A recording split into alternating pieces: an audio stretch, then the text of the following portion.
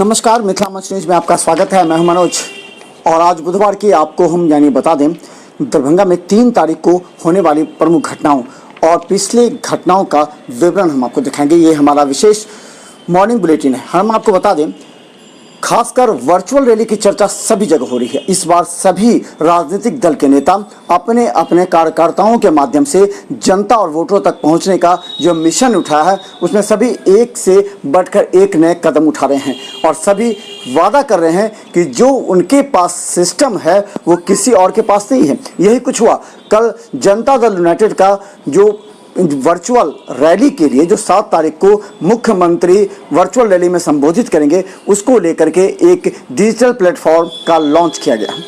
संजय झा ने भी कहा कि ये जो होगा वो प्रधानमंत्री नरेंद्र मोदी ने जो किया था उसके बाद का दूसरा सबसे बड़ा ये वर्चुअल प्लेटफॉर्म होगा।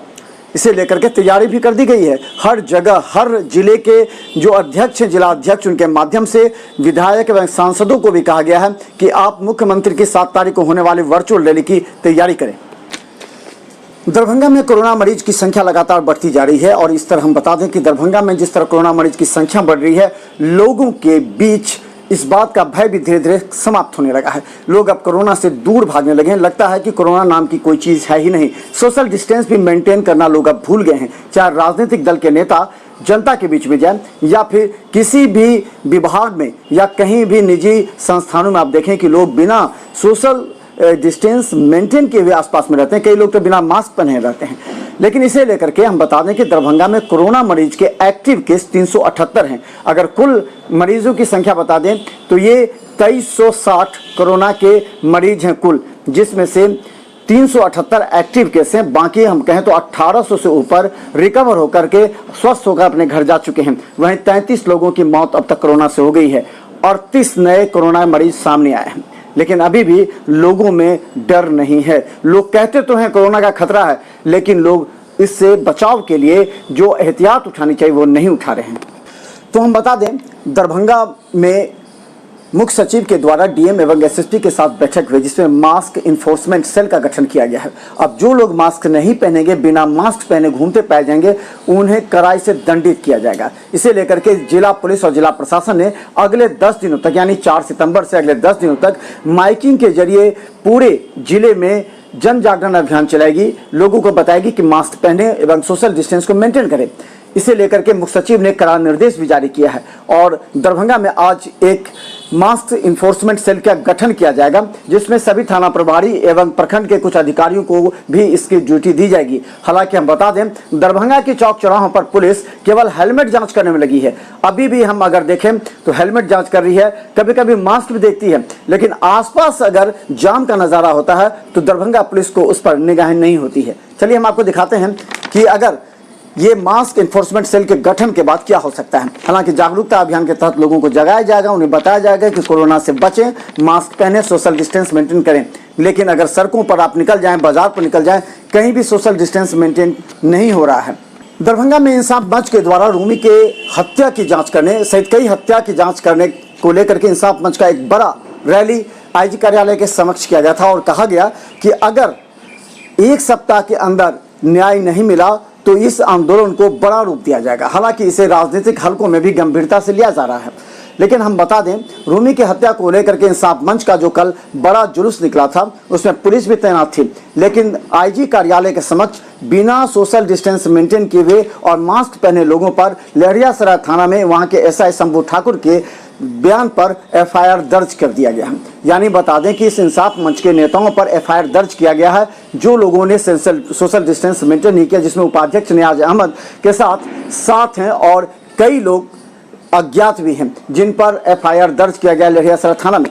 लेकिन हम बता दें, दरभंगा में अगर पप्पू यादव के साथ कई भी रैलियां देखी होगी आपने या कई भी जनता के साथ मुलाकात देखे होंगे आप, तो वहां स्पष्ट नजर आएगा कि ना सोशल डिस्टेंस मेंटेन किया गया, ना मास्क पहना गया। लेकिन उन लोगों पर आज तक एफआईआर दर्ज नहीं हुई। लेकिन लोग ये भी सवाल उठा रहे हैं कि आखिर इंसाफ मंच पर ही क्यों एफआईआर दर्ज की गई है, क्योंकि ऐसे कई रैलियां हो रही हैं, कई लोग जो सोशल डिस्टेंस मेंटेन नहीं कर रहे हैं, कई राजनीतिक दल के नेता उतर रहे हैं, इन लोगों पर क्यों नहीं हो रही। ये एक बड़ा सवाल उठा है। लेकिन हम बता दें, दर्जनों लोगों पर, इंसाफ मंच के दर्जनों लोगों पर एफआईआर दर्ज किया गया है, क्योंकि सोशल डिस्टेंस मेंटेन नहीं किया गया। लेकिन इसके सहारे आम लोगों को भी आने वाले समय में नेताओं को भी समझना पड़ेगा कि अगर सोशल डिस्टेंस मेंटेन नहीं हुआ तो उन लोगों पर भी प्राथमिकी दर्ज करना पुलिस का कर्तव्य बनता है, वरना लोग पुलिस पर इसी तरह उंगलियां उठाएंगे।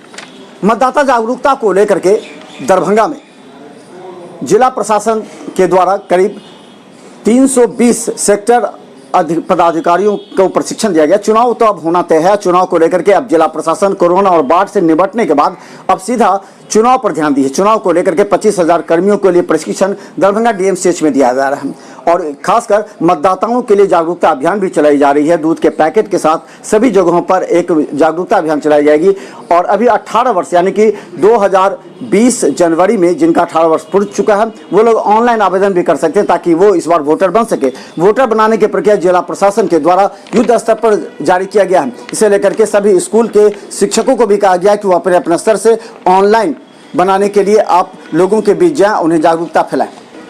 और अंत में हम बता दें, जेईई नीट की परीक्षा को लेकर के जहां विपक्षी दलों ने बड़ा बवेला खड़ा किया था, हालांकि छात्र छात्राओं ने भी इसे स्वीकार किया और परीक्षा देने की तैयारी की और परीक्षा प्रारंभ हो गया है। लेकिन हम बता दें, सभी राजनीतिक दल जो 26 लाख से ज़्यादा जेईई और नीट के जो छात्र हैं उनके परिजन होंगे, इनको संतुष्ट करने के लिए और अपने अपने राजनीतिक दल का संरक्षण देने के लिए कार्य कर रहे हैं।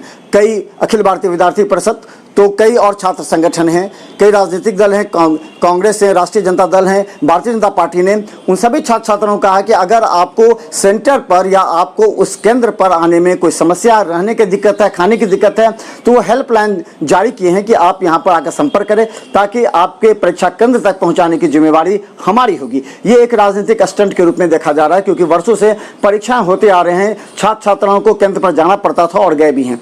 ऐसी परिस्थिति में इस बार राजनीति खूब देखी जा रही है। लेकिन हम बता दें, समस्तीपुर रेल मंडल के माध्यम से बताया जा रहा है कि सवारी गाड़ी के अलावा 20 जोड़ी स्पेशल ट्रेन चलाई गई है। ये पटना और दरभंगा के बीच में भी हम बता दें कि 2 गाड़ियां चलाई गई जो जयनगर से लेकर के पटना जाएगी।